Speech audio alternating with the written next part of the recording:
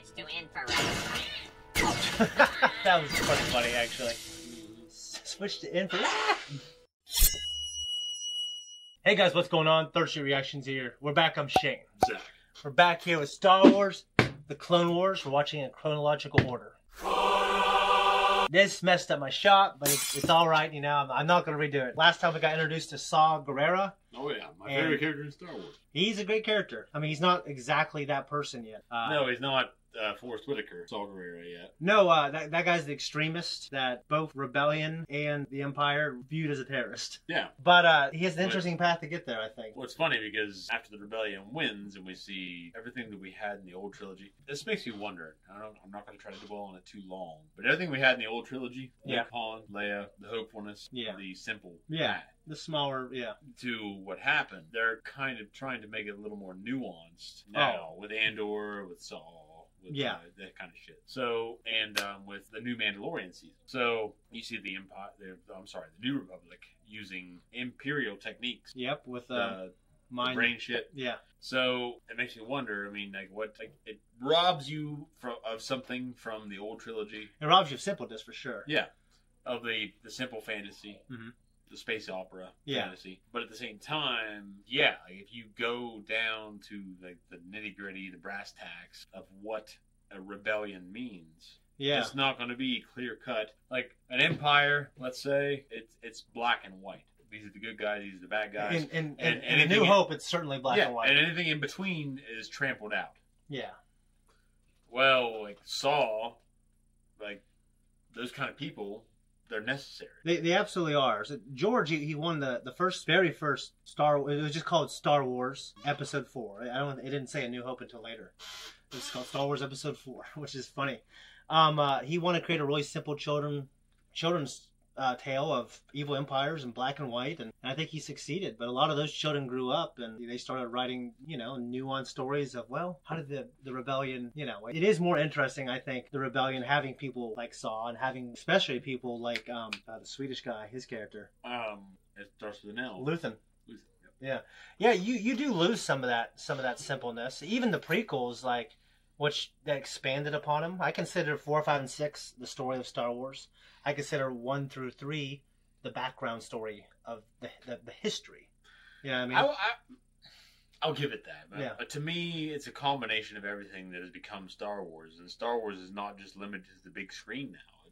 It's not. It's no. like, okay, you have these comics, you have these toys, you have the experience. Yeah. The original trilogy, were like, this is Star Wars. And everything after that, I feel, is intermingled. There's nothing wrong with that. Yeah. For anybody. Of course, yeah. I want more. Mm-hmm. And, that's a fault of mine personally. Not a fault. I view it as a fault. Because I think if the bulk of people want this, it's like, okay, I'm the outlier. I'm the guy, because I'm the guy that wants, like, okay, no. Like, I know Christopher Lee traditionally played characters that were, I wouldn't call them campy, but they were kind of that. Yeah. Like if you were going to define them in any way. Cinema was a little different, though. Yeah. So, but at the same time, he was the campy kind of black and white, even almost cartoonish. It was interesting. I think Dooku is. I don't think Dooku is campy, but I think his character. Now. But if you only had the cinematic versions of that character. Do you think Dooku, Christopher Lee's Dooku in 2 and 3 was campy? Well, I think he was just like, you only had probably a max half an hour of screen time between 2 movies. Yeah, he didn't have a lot. No, not even half an hour, probably 20 minutes. Obi-Wan's conversation, when episode 2, he's got a lot of speaking role. He does. Yeah. But 3, he's only in it for a blip. Yeah. He's dead. 3's in it, it's pretty quick. Yeah, so I like that fight. It's a good fight. I wish they would have fucking stuck it out and. Well, you haven't seen some of the stuff I've seen. Well, to be honest, you showed me a lot of the Dooku fight. A lot of that stayed. The hell you say? Because but like the Palpatine stuff, that should have been. Yeah. The stunt double. There was a 1 hour cut or an hour and a half cut of the Battle of Coruscant that people said, like, this is really good. Like, it's way too long, but because it would have been like a 4-hour movie. But people said it was like really entertaining. Like, there's a lot of lightsaber fighting, and there's Grievous does some good stuff, and Tyrannus does more. You know, it's just. But at, at the time, they couldn't release that 4 hours. He did have kind of the coolest, like between him and yeah, they had the coolest Sith name. Tyrannus is the coolest, but Sidious is the second coolest, I think. Sidious is cooler. I don't think so. I think Sidious is like the least. You have in terms of the big four that were in cinema. Yeah, Sidious, Maul, Tyrannus, Vader. I think it goes Maul or Tyrannus. I don't know. Whichever one. It's gotta be Tyrannus. Whichever one loses, I think Vader takes second though. I think he beats them out. Like, Vader has it's just a cool fucking name. But the big thing about the last episode that I told you is Saw Gerrera's sister. I dropped the ball, speaking of dropping balls, just because I don't think it reveals that until the second episode. They're actually... Well, I read about him, though. I read about him because I was interested in the character. Yeah. So I read about his history. Okay. And knew he had a sister. Okay. So I already knew. Well, hopefully you don't know this arc. But I don't know the arc. Yeah. I know that I just knew he had a sister. Mm-hmm. I knew it played a big role in developing his character. Yeah. Okay, maybe I didn't drop the ball, but I don't think it reveals that until part 2 of the arc. Yes. But anyways, guys, hey, if you want to support us, just go to our Patreon. We have 1 week and 2 week early access. We're working on... We need to fix this chair. It's WD-40 or something. We have 1 week and 2 week early access, and we're actually working on 3 week early access right now for our non-live shows. But anyways, guys, we appreciate you. Thank you for the support. Leave a comment down below. Let's jump in. They're using little gorilla hit and run things. I'm just...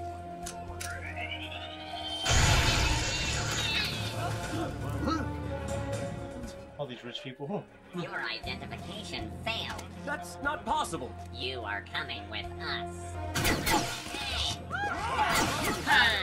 He's like a gunslinger. Now, I would argue that this does feel kind of anti-Jedi. At the same time, what do you do? I don't know if you're trying to win a war. Yeah. For the fate of the galaxy, then you might need to. Got some stories.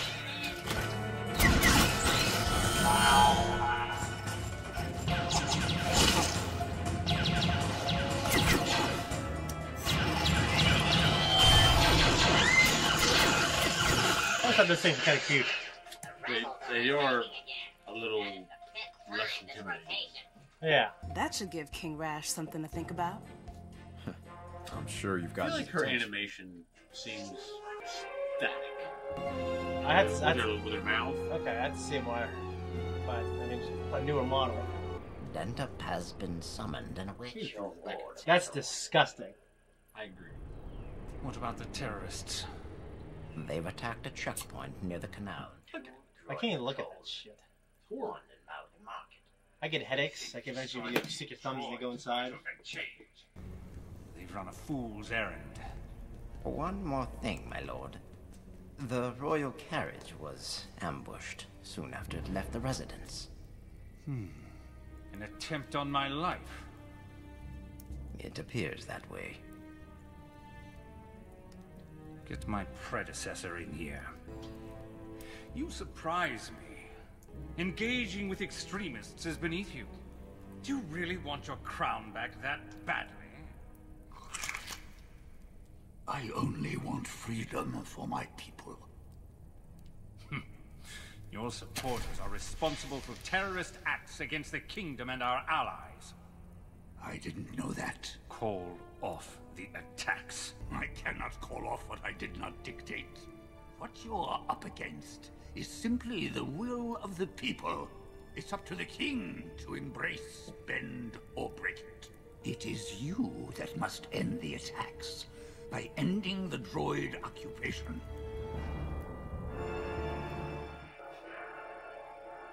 When you say it like that, it sounds like he did it. Yeah. He's got a really unique model, Saul. Yeah. Well, it's just different from Forrest Whitaker. I knew they didn't plan it. Yeah. Well, it reminds me of Anakin. Like, Anakin's very handsome, and then as he loses his humanity, he becomes like a machine. He becomes ugly. Your success will not go unnoticed. I agree, but we need to be mindful of public perception. The people were fearful, Master. Indeed. Judging from the reactions I saw today, I'm afraid they will mistake your intentions. The people need to believe we can succeed. Without their support, our efforts are meaningless. If they're afraid, they won't support us. They're afraid we're not strong enough to win. We need to earn their trust. You'll have plenty of time to earn their trust. In the meantime, make the most of your victories, welcome and learn from them. Perhaps if we hit something big. You don't really hear a lot of good guys with English I accents. think they're ready to give the 501 some competition. Let's not get carried away, General. Though, these rebels have impressed me. Remember your purpose.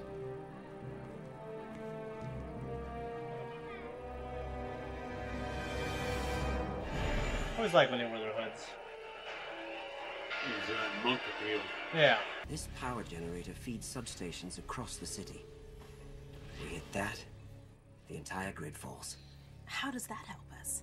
Battle droids are no longer linked to central control. They operate individually. Yes, but they still need power to recharge. If we take out this facility, it will knock out the power grid. And then it will only be a matter of time until the droid army is brought to a standstill. Those droids should have all the intel we need stored up in those tin cans of theirs, right? They should. Then I'll get us one.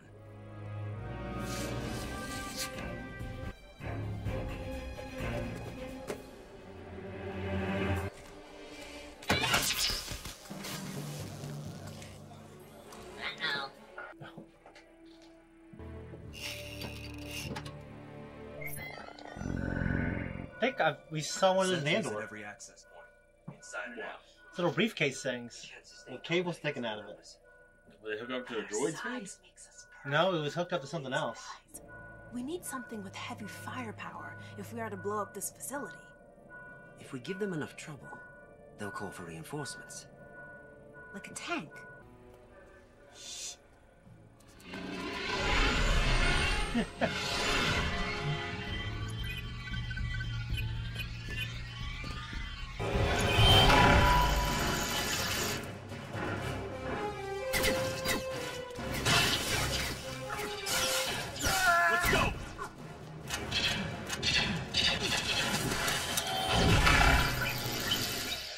That's a cool move. Let's hope they send a tank. They sent destroyers. Move!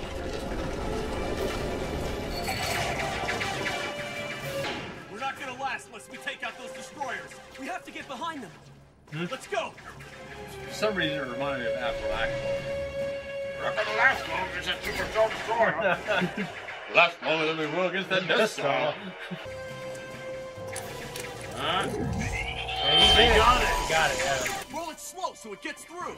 I know that. Oh, dude. Nice job. You screwed me up.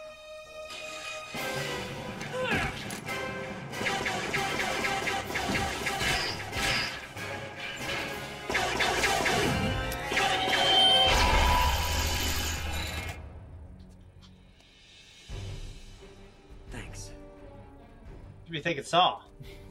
Yeah. I've never seen...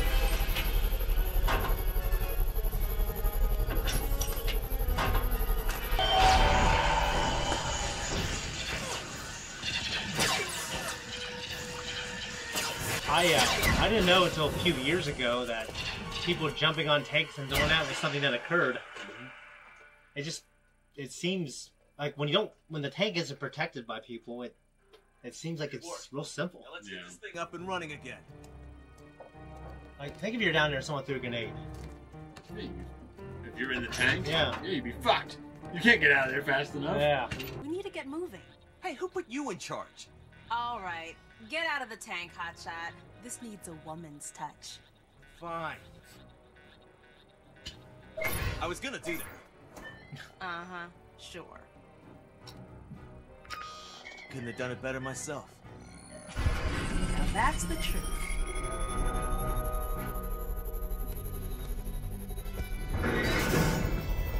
So you see their relationship is... He's blunt force. Yeah. But you also see where they even each other out a little bit too, I think. Maybe. Like, she didn't pilot it, she let him pilot it. It feels like when they're infiltrating feed a little bit. A sniper! Get her! Roger, roger. We have reinforcements. Hey, you're not a droid! Get down from there!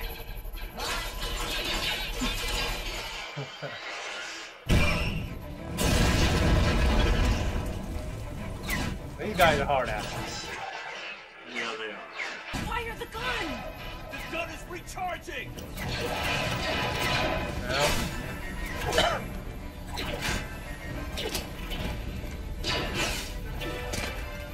You're all clear!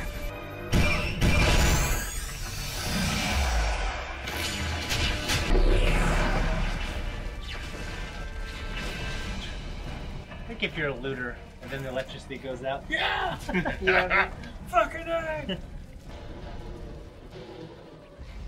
My lord, without power, the droids will be massacred. There's been a power outage. I've lost contact with command. Switch to infrared. That was pretty funny, actually. Switch to infrared.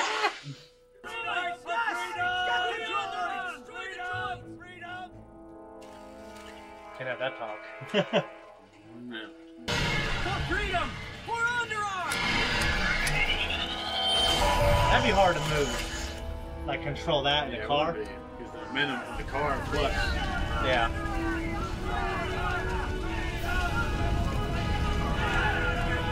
Come here, you handsome senator. I remember doing that, like, you know, when I was younger. Ahsoka, remember what I told you about staying focused.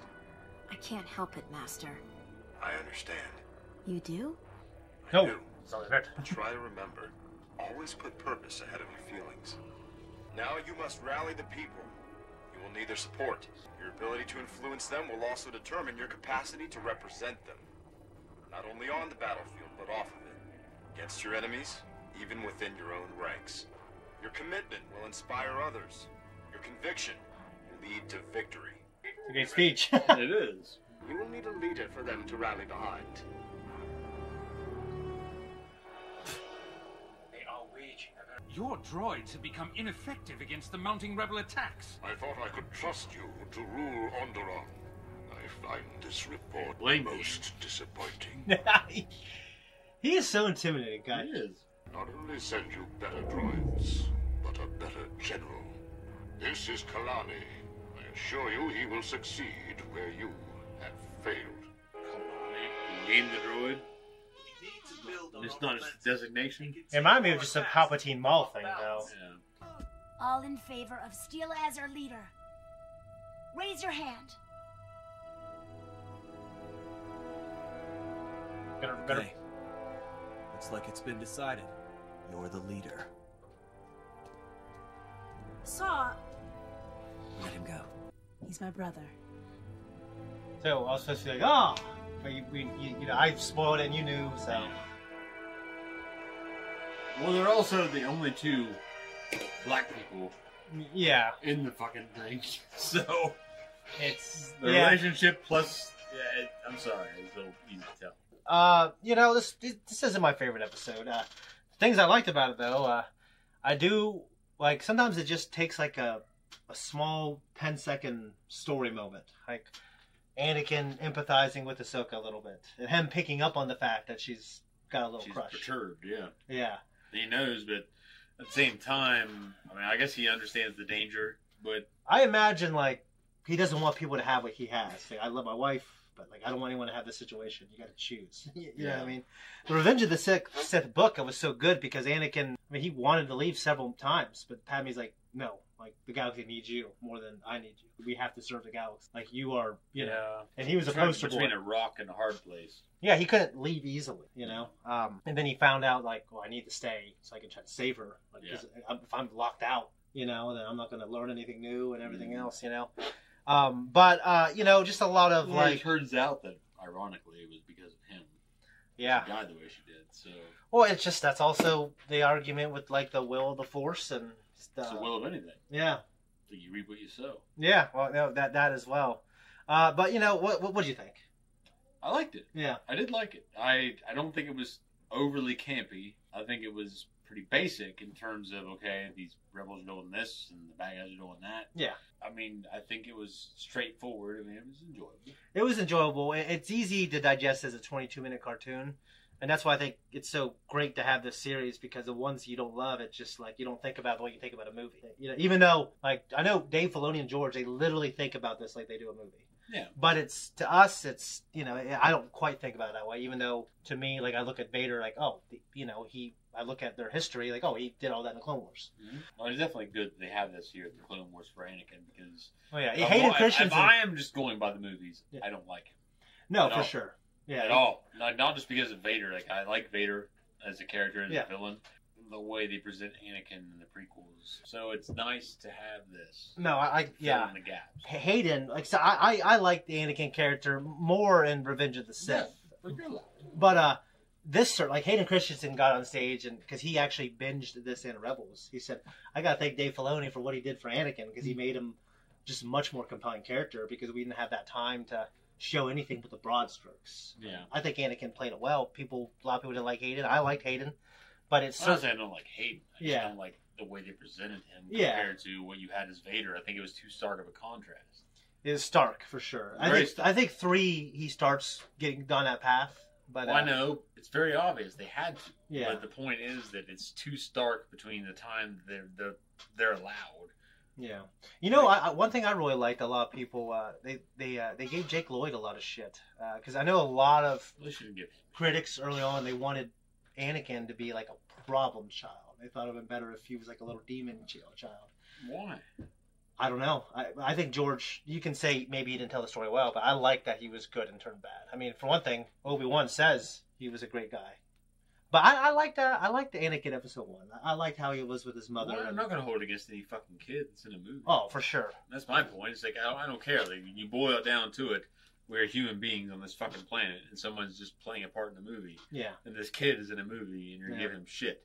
Yeah. Now, Jar Jar... He had to stop getting homeschooled. And Jar Jar, they should have given George Lucas shit. They did. They should not have given... Oh. What's his name? Ahmad Best. Yeah.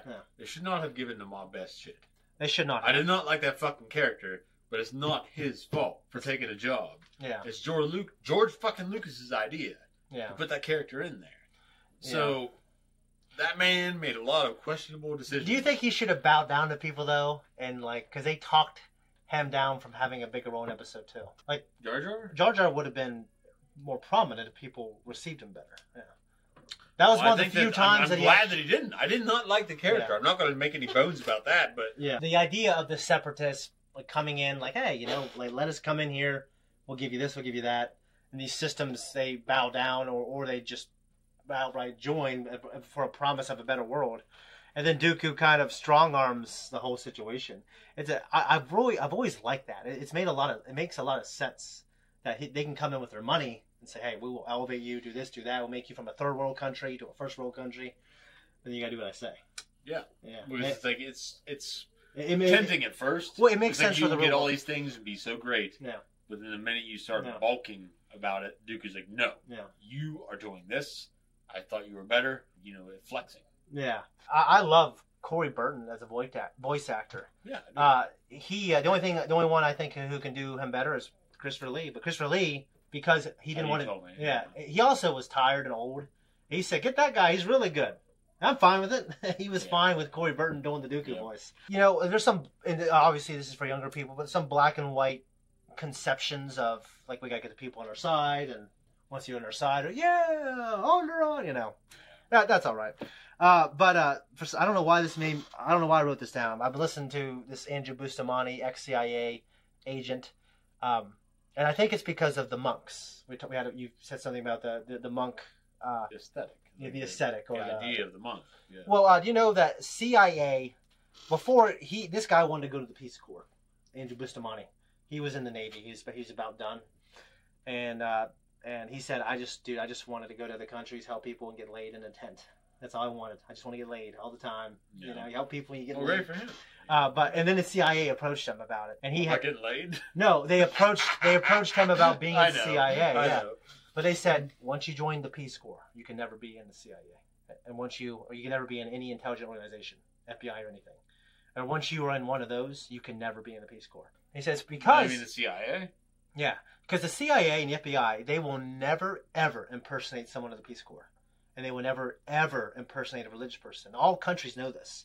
because they don't want someone getting some Peace Corps, because they want to keep those things pure. Yeah. The Peace Corps, they have a job, and it's very specific. Yeah. And they don't want those guys getting shaken down. Like, are you a spy? They don't want these priests getting shaken down. Yeah. So everyone in the world knows that the U.S. would never, ever, and that's a line they never cross. I'm not just saying this and then we do our covert stuff. We will never, ever impersonate those people. So I just thought that was interesting. I know, obviously, in Star Wars, everyone knows that Jedi monks are fucking generals. Yeah. But I was thinking, like, it just made me think of that. I think that's kind of interesting. That's very cool. That the CIA, like, there's a line they won't cross. I mean, it shows some character. Yeah. Even though they crossed a lot of lines. Yeah, but, like, they told him, like, you can never, ever be, once you're one, you can never be the other. And you have to be okay with that. Even if you're only a CIA for a year, you can never be anything after that. You can never be in a Peace Corps. Yeah. Because it's just, if you have that back. Or religious professional. Yeah, yeah. So I just thought that was really interesting. So I always, in my mind, I thought of, like, some guy with, like, a Bible and a CIA guy pulling out as a gun. But no, they don't, like, in Rome, you know. Mm-hmm. But no, that doesn't happen. You know? No, we don't cross that line. Yeah, they don't cross that line. But the Jedi, Anakin is so great for his, like, as a tactician, and he's so, his resting state is kind of like. Well, I liked what I saw of Anakin in this episode. It's very small. Yeah. But he showed some responsibility. He's like, and I know that from experience, and we all know that as fathers, like as men or as fathers, that, yeah, in spite of what you want to relate to with your kids, you have to. Or in spite of your own mistakes, my mistakes. I know. Yeah. I just wasn't calling you out. But like Anakin's mistakes. I know. That's my point. Is like he knows better. Yeah. He does know better. Because we know better. We do. But we still bite the apple sometimes. We have. Yeah. Ahsoka is kind of a surrogate daughter for sure of Padme and Anakin. I agree. That's because of the examples we've had of her and Padme in the past. Yeah, and and it just. And probably because Padme and Anakin want to have more together. They do, and I think that's why Anakin really embraces that role as a father figure more than it makes sense. Other Jedi have. You're restricted. You want to have things you can't have, and he's well, especially if you're not. He's such an imperfect Jedi. Yeah, you know, I imagine the typical Jedi does well with those attachment issues. Obviously, he wants more and has more. No one knows and loses it all.